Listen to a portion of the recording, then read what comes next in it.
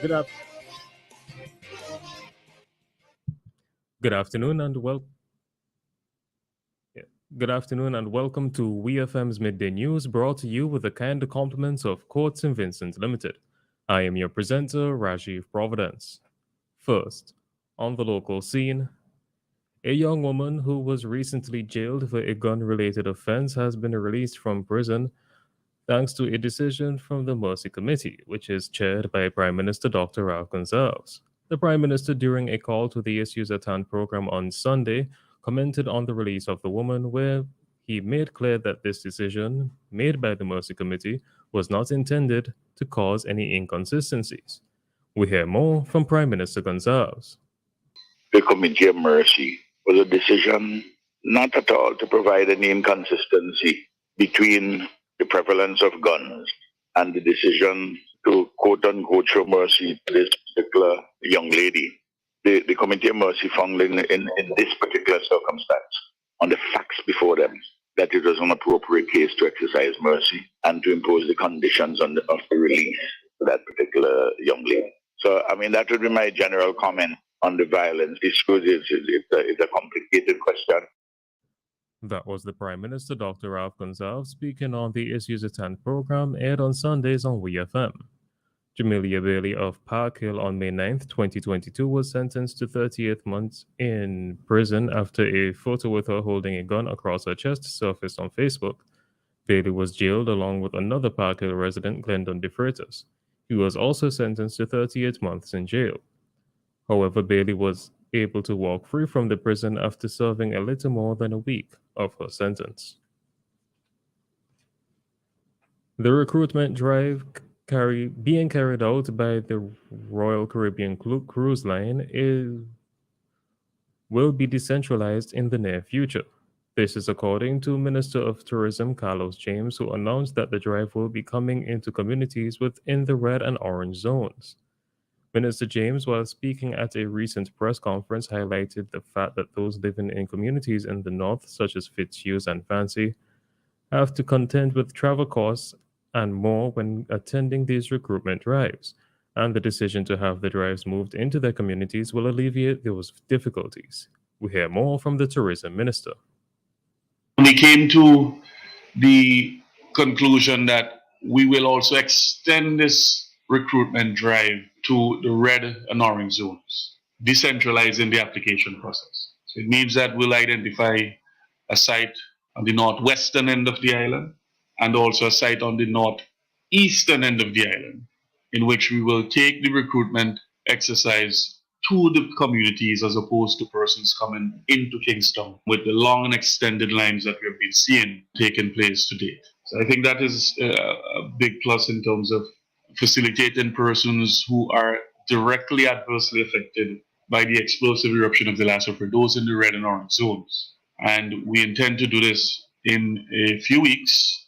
Hopefully by the end of June, maybe early July, we will see the recruitment exercise with the Royal Caribbean here again in St. Vincent and the Grenadines. That was the Minister of Tourism, Carlos James. According to Minister James, approximately 400 persons have already gained full-time employment with Royal Caribbean Cruises through the recruitment fair hosted at Beachcombers from May 13th to 15th, 2022. Still on the local scene, Vincentians have been asked to conserve water as low rainfall has negatively affected the island's water supply. The Central Water and Sewerage Authority, the CWSA, says the continued dry period characterized by low to nil rainfall experienced over the past 3 weeks at all of its major water catchments has resulted in less than 50% of its normal river flow volumes. As a result, storage reservoirs have now been depleted to levels that now warrant periodic interruptions in the supply to key areas aimed at ensuring that every area is supplied with water for the majority of the daytime hours. During this period and until the rain returns, the CWSA says it will inform the public of its valve closing schedules and planned periods of outages for the respective areas. The authority has urged Vincentians to observe strict water conservation measures and assist the CWSA by reporting leaks and limiting water use to only essential activities during this period. Active cases of COVID 19 in St. Vincent and the Grenadines currently stand at 129, following the report of 8 new cases and 11 new recoveries. According to the Ministry of Health, Wellness and the Environment's COVID 19 update for Saturday, May 21st, 8 patients are currently admitted for COVID 19 care. Of the patients in care, 1 is fully vaccinated, 1 partially vaccinated, and the remaining 6 are unvaccinated. SVG's COVID 19 death toll remains unchanged at 106. 30,604 people in country have received 2 doses of a COVID 19 vaccine, while 3,747 COVID 19 booster shots have been administered. Since March of 2020, there have been 8,626 PCR and rapid antigen cases of COVID 19 reported here in St. Vincent and the Grenadines. On to news in the region. Trinidad and Tobago's Prime Minister Dr. Keith Rowley has urged Labour leaders not to overreact after they threatened to shut down the country over the government's latest wage offer to public sector workers. TNT's public sector trade unions on Friday rejected a 2% wage increase offered by the government of Trinidad and Tobago for their members, expressing disappointment and downright disrespect at the government's attitude towards workers. Trinidad and Tobago's chief personnel officer offered no increase for the period 2014 to 2017, 1% for 2018, no further increase for the period 2019 to 2020, and 1% for the 2021 negotiating period. President of TNT's Police, Social and Welfare Association, Gideon Dixon, speaking on a television program, said he was astonished by the government's recommendation. President of TNT's Prison Officers Association, Ciron Richards, said the authorities should be treating wage negotiations as a serious business. In the aftermath of last week's march by Jamaica's opposition People's National Party (PNP) for an easing of the gas tax, Jamaican Prime Minister Andrew Holness has rejected the suggestion, declaring that any revenue that the government gives up will have a negative impact on the country. The opposition is free to talk and make suggestions, and if the suggestions make sense, we will look at them. We have been studying it, and for every reduction in taxation, there is a cost that is going to be borne by somebody else in society, declared Holness. He said the Jamaican government is more focused on targeted relief, such as that offered through the We Care Energy Copay program.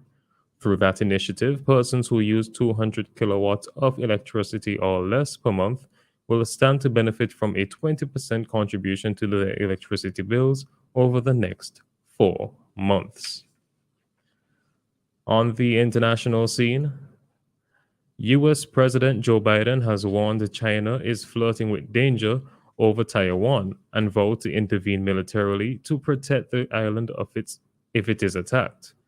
Speaking in Japan, he appeared to contradict long-standing U.S. policy in the region, although the White House insisted that there had been no departure.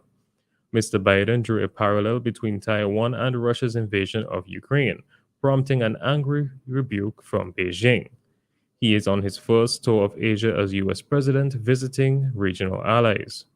Mr. Biden prefaced his remarks by saying U.S. policy toward Taiwan has not changed, but his comments in Tokyo are the second time in recent months he has unequivocally stated that the U.S. would defend Taiwan if China attacked, in what has been seen as a change in tone. The U.S. has previously been vague on what it would do in such a situation.